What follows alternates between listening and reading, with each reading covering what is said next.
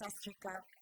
I want to start by thanking the Australian Sikh Association and Senator Shoebridge for organising this really important event in Parliament, an incredibly simple event, but one I think that underscores the importance of recognising and remembering these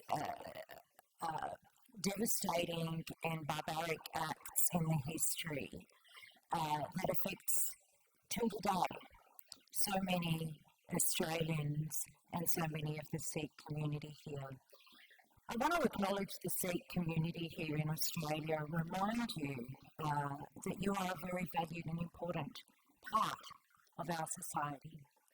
That for many years, when so many people were in need of a helping hand, it was the Sikh community that was there to extend that hand. Your efforts during the Black Summer bushfires, during the New South Wales floods, and other acts of community service are a testament to this. My Western Australian colleagues and I are deeply, deeply proud and honoured to be able to represent the Sikh community in Perth. And I have been incredibly honoured to have in my electorate of Cowan a significant Sikh community from the Sikh temple in Bennett Springs. There is another Sikh temple, of course, in Canning Vale. And both of those temples and both of those communities have been an integral part of the fabric of our Western Australian community, particularly in feeding and providing for some of the most vulnerable in our community.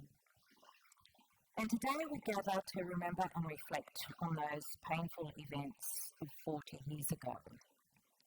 Doesn't seem that long ago, does it? 1984. I remember 1984, I was just graduating from high school. In fact, 1984, I finished high school and I returned to my home country of birth, Egypt, to learn about my cultural history and my cultural background. 1984. As a young man then in 1984, I admit I had very little knowledge of what was going on in the world around me, and particularly what was happening to the people I now call my brothers and sisters in my community back then. To be informed now about the horrific acts of violence and discrimination and hatred, that tragic chapter in history, and to see it echoed even today in the hearts and minds of many who remember those who are lost.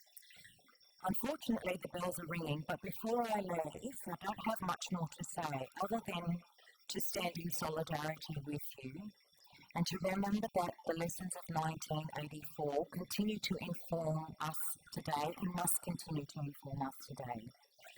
I'm incredibly honoured to work with Deep Singh. He works in my office and he will be a run for the Senate in the next election. Deep, I don't consider you just someone who works with me. I consider you, as you know, a son, like my son. And I know that Deep feels very strongly about the 1984 tragic massacre because, and he will speak in a minute, because his family were affected too. And I want to say to everyone here, I stand with you, and I stand with you in solidarity to ensure that this never, ever happens again. Thank you.